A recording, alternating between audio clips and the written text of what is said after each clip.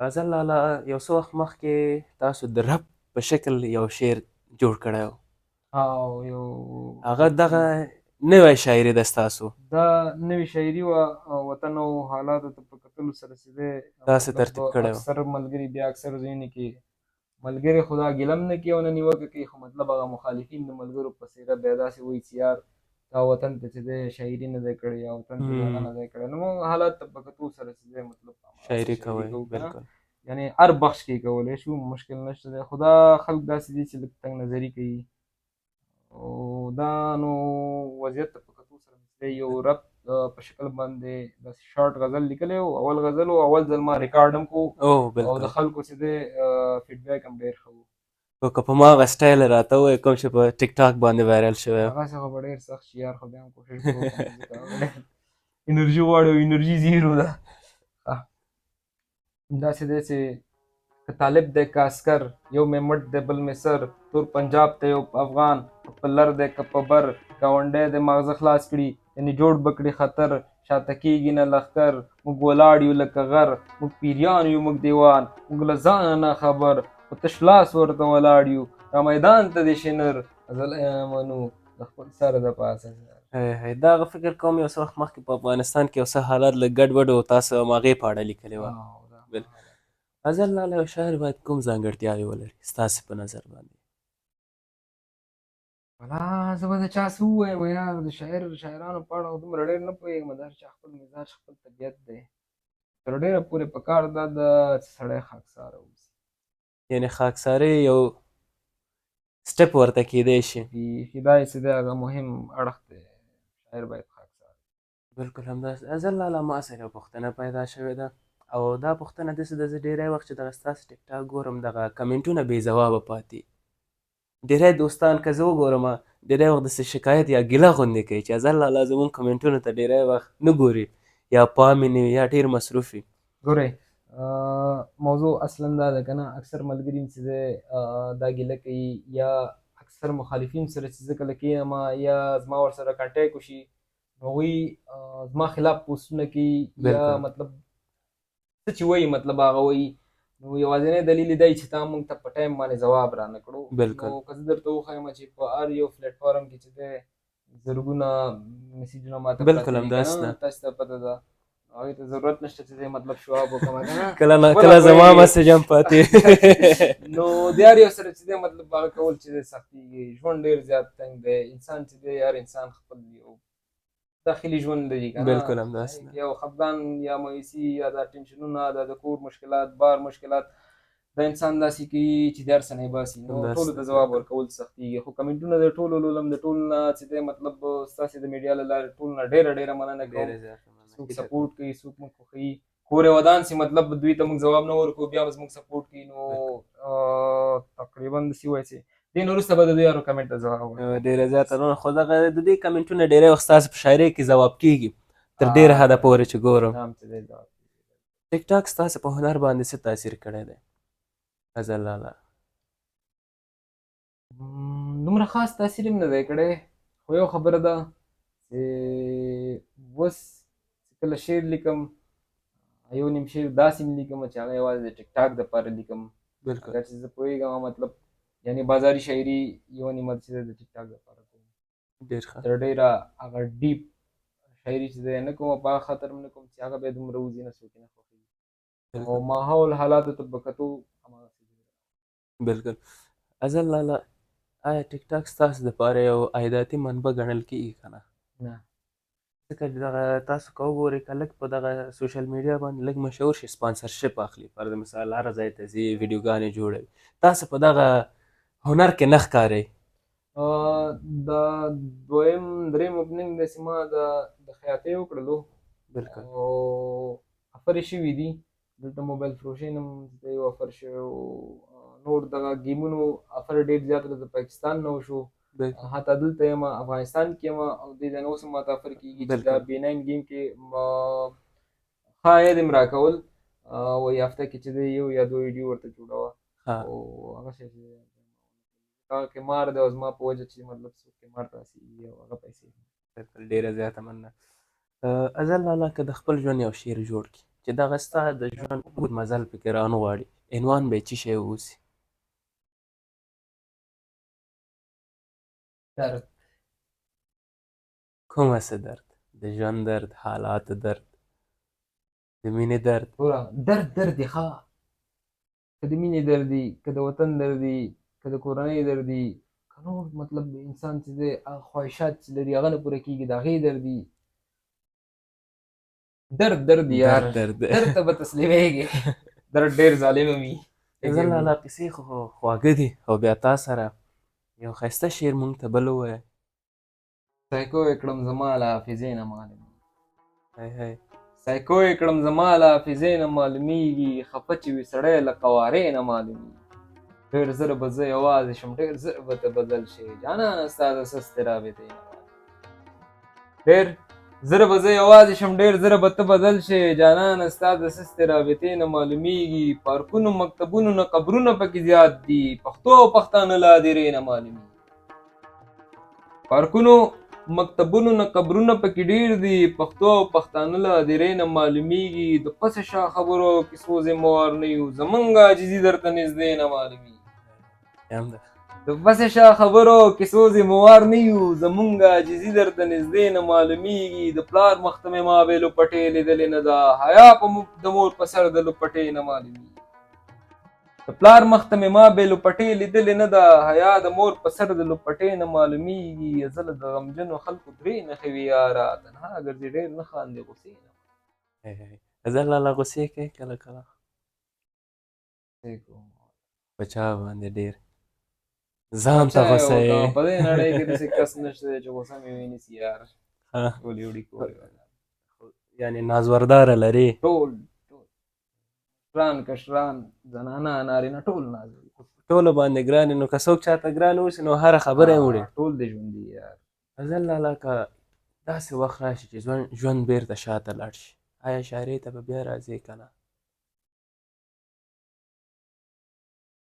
که داسې د ژوند د حلقه یا دایره به ورته وایي چې چا ته وګرځي، شاعرۍ ته به بیا راځې که نه؟ او که راشې کوم ډول شاعري به مخه ته وړې؟ یاره که ژوند شاته لاړو او بیا راتلمه، چېرته راغلمه که رانغلم دا معلومات نه کېږي. دې فیصله هلته کوم، خو مینې خوا ته به نه راځم. نه به راځې. کوم کار تر اوسه پورې د زورۍ یا پښیمانه یې چې په یاد ته دې راځي، ذهن کې دې وي، او چې تنها اوسې ځورېږې کله کله؟ ډېرې سره یو دی، خو بس دومره درته وایم، زه د اوس هم انتظار یم، زه د بیا هم انتظار یم، که راتلې دروازې خلاصې، غزل د زړګي غټې او وړې دروازې خلاصې. همداسې چې و یار. غزل لالا تا چې اوس ورته په ځواب کې کوم نظم لیکلی هغه اوس ووایه. نظمونه خو ځینې ډېر دي، ما یې صرف لومړی د همدغه خورکۍ په اړه چې دې لیکلی، لومړی ځواب مې ورکړی دی چې دا ډاکټره جنۍ څوک ده، ستمګره جنۍ څوک ده، چې ازل ورباندې مړه دی، بختوره جنۍ څوک ده. دا ډاکټره جنۍ څوک ده، ستمګره جنۍ څوک ده، چې ازل ورباندې مړه دی، بختوره جنۍ څوک ده. سلامونه دې قبول شو، ګلابونه دې قبول شو، خدای دې وکړي ته هم ښه یې، جوړه روغه یې تازه یې، ډېره مینه او مننه. د ښایسته ښایسته لفظونو احساسات دې محترم دي، ټول خیالات دي ډېره مینه او مننه. د ښایسته ښایسته لفظونو احساسات دې محترم دي، ټول خیالات دې محترم دي. کیسه لویه شکوې ډېرې، دا زما مسلې ډېرې، زړه کې چغې نارې ډېرې، له ډاکټرې ګیلې. کیسه لویه شکوې ډېرې، دا زما مسلې ډېرې، زړه کې چغې نارې ډېرې، له ډاکټرې ته ګیلې ډېرې. ته پوهېږې زه پوهېږم، مطلبي دې د دنیا دې، د پیسو دې، د ښکلا دې، د غم نه دې، د خندا دې، بې وادي دې، بې حیا دې، د یو نه دي، د هر چا دې ښکلې ډېر ډېر بې وفا، ښکلې ښکلې بې وفا دي. مطلبي دې د دنیا دې، د پیسو دې، د ښکلا دې، خپلو هیلو ته لګیا دې، د غم نه دي، د خندا دې، بې وادي دې، بې حیا دې، د یو نه دي، د هر چا دې ښکلې ډېر ډېر بې وفا دې. د ډاکټر معرفت به را روان نظم کې وکم، اوس کیسه رانه اوږدېږي، زړه مې درد کوي. د ډاکټر معرفت به را روان نظم کې وکم، اوس کیسه رانه اوږدېږي، زړه مې درد کوي، خوږېږي. لږې ساه ته ضرورت دی، ستا دعا ته ضرورت دی، بیا پخوا ته ضرورت دی، بې وفا ته ضرورت دی. لږې ستا ته ضرورت دی ستا دعا ته ضرورت دی بیا پخوا ته ضرورت دی بې وفا ته ضرورت دی دا شیبه به اخري کړو دا کیسه به اخري کړو دا ټپه به اخري کړو سخت مې له ژوند د زړګی موړ دی سخت مې له ژوند د زړګی موړ دی سخت په واړو عمر مې ولیدل غمونه. دغه نظم ډیر وایرل شو اظهر لاله یاره که مونږ دغه نور ټایپسټان هم وګورو په دې ټیک ټاک او په دغه نورو پلیټفارمونو کې نو دوی دغه ستاسو نظم ډیر وایرل شو علت یې څه شی و اظهر لاله؟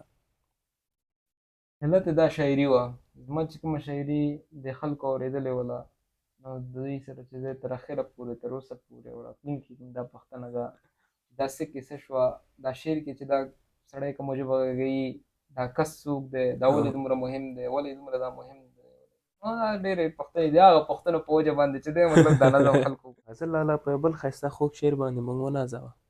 لنډ سیلابه غزل ده چې څه بایللې خلک یو غم ځپلې خلک یو بالکل څه بایللې خلک یو غم ځپلې خلک یو رنګ مو عاشقۍ زړ که نور خو ښکلې خلک یو دروغ دوکه مو نه ده زده خدای بخښلې خلک بالکل دروغ دوکه مو نه ده زده خدای بخښلې خلک یو اور موږ ته څه نه وایي تاسې ځلې خلک یو حق د خویندې نو منو ورور وژلې خلک یو او چې پښتانه یو جي خدای وهلې خلک یو اوس مو ته ارمان کوه تا بایللې خلک یو مور نه مو تپوس وکړه نازولې خلک یو وازله ورکې کا ستړې ستړې خلک یو څه بایللې خلک یو هم ځپلې خلک اظهر لاله کورنۍ کې څو غړي یاستئ؟ البته ورونه درې ورونه دي زما کشر به ته خپله واوسي کشر ته خپله یې مشر یم کشر هم یم منځ کې مې بس ورونه ټول یو ورونه یا مشر یا کشر د مشر ولۍ چې دی لږ مسؤلیت هم زیات وي ټینشن بوج مطلب ورباندې زیات وي کورنۍ ټول غړو ته فکر کېږي که نه که هغه نږدې که لري چې کورنۍ شوه کورنۍ ده او ورسره چې دی کشر بیا لږ ښه وي غږ پې بندي خو مطلب هغه ټینشن ورباندې لږ نشته دی همداسې. اظهر لاله په دغه څو کالو کې تاسو شعرونه لیکئ هغه شعر چې ستا په زړه دی او تا ته بهترین شعر دی ستاسې او ډېری وخت لولئ یا یاورئ چې تاسې خپله ویلی دی کوم شعر دی؟ ولا شعرونه خو ټول خوږې او داسې شعر خو ده داسې ښه